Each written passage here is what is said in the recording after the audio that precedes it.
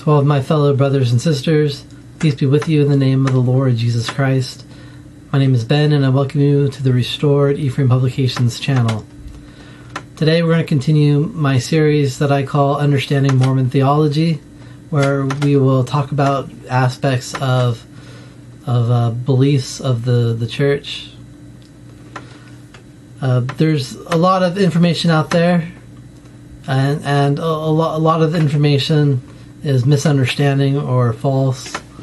And so you don't have to believe what we believe, but at the very least I hope that you will come to understand what we believe so you can make an informed decision and not just believe things that people say when it's not true. And if you don't believe, that's fine. I know it's a very personal choice, and we should make our choices based off of study and through prayer, and allow God to lead us in the direction we feel that we should go. And to those of you who are new here, though I use the term Mormon in the title of this video, that's not the actual name of our church. The actual name is the Church of Jesus Christ of Latter-day Saints. And that's what it's really about. So today's topic, we will be discussing God is our Father. Now, I think that all Christians will say the same, that we believe that God is our Father. But the main difference between us and others is that when we say that God is our Father, we mean this literally, while most other Christian groups believe this metaphorically, in the sense that because God created Adam, that's how he created us, and that is how we are his children. But as a member of the Church of Jesus Christ of Latter-day Saints, we go even further, that when we say that God is our Father, we mean this literally, and that he is literally our Father. And he's our Father of our spirit. He created Adam, and the reason why he created Adam was so that Adam and Eve could have children, and that he could put spirits into those bodies. And those spirits, which are us, are the literal children of God. And we see this idea of God being our Father strung throughout the Bible. John chapter 20, verse 17, it says, Jesus saith unto her, Touch me not, for I am not yet ascended to my Father, but go to my brethren and say unto them, I ascend unto my Father and your Father, and to my God and your God. And so, when we as members of the Church of Jesus Christ of Latter-day Saints, when we read this, we understand it that we are kind of like Jesus. There is a difference. The Spirit of Jesus Christ is the offspring of God, and our spirit is also the offspring of God. Now, the difference between us is that when Jesus talks about his physical body, God is the literal physical body.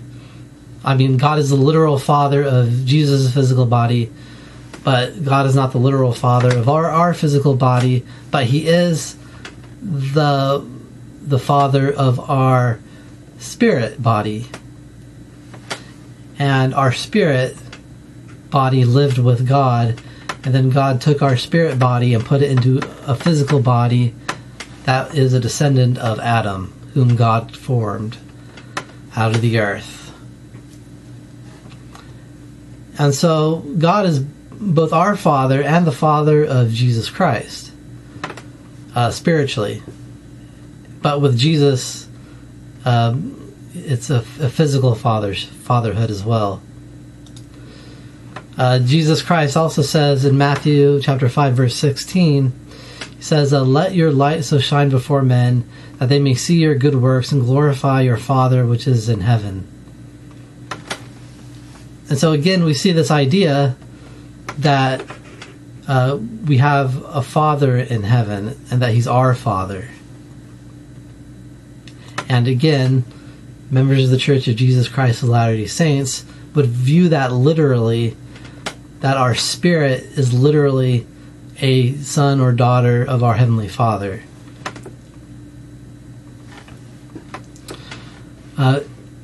In Acts chapter 17, the Apostle Paul declares in verse 29, he says, "Forasmuch then as we are the offspring of God, we ought not to think that the Godhead is like unto gold or silver or stone graven by art and man's device." So when we as members of the Church of Jesus Christ of Latter-day Saints, we read this, again, we read this literally. Paul says that we are the offspring of God. We are the sons, we are the spirit children, spirit sons and daughters of God, our Heavenly Father. And because we are the spirit children of our Heavenly Father, we do not think of the Godhead as being something like gold or silver or stone, but they are like us. We are created in their image. We are like them in the sense that we look like them, except the difference is that they are glorified and have eternal bodies, referring to God our Father and Jesus Christ. They now have physical perfect bodies while we are imperfect, without glory, but through Jesus Christ we can inherit that as well and join with them. This is not only present in the New Testament, it's also present in the Old Testament. Deuteronomy chapter 14 verse 1, it says, "Ye are the children of the Lord your God. Ye shall not cut yourselves nor make any boldness between your eyes for the dead, for thou art an holy people unto the Lord thy God. And the Lord hath chosen thee to be a peculiar people unto himself above all the nations that are upon the earth." And so this is referring to Israel, that they are the children of the Lord your God. And again, as members of the Church of Jesus Christ of Latter-day Saints, we believe this literally, where we are the children of God, literally, through the Spirit. But in the flesh, we are the children of Adam, and through Christ, we can be united to God, physically speaking. But we believe our spirit is the literal offspring of God. And again, Malachi chapter 2 verse 10, it says, "Have we not all one Father? Hath not one God created us? Why do we deal treacherously every man against his brother by profaning the covenant of our fathers?" So again, we all have one God. He's one Father to us all. And that one God created all of us. In Hebrew, the word created would be better translated as formed, because it's referring to the act of shaping or forming. And so, again, we believe this literally, and I believe these things to be true. And again, if you believe differently, you can believe whatever you want. But this is what we believe as members of the Church of Jesus Christ of Latter-day Saints. And I say this in the name of Jesus Christ. Amen.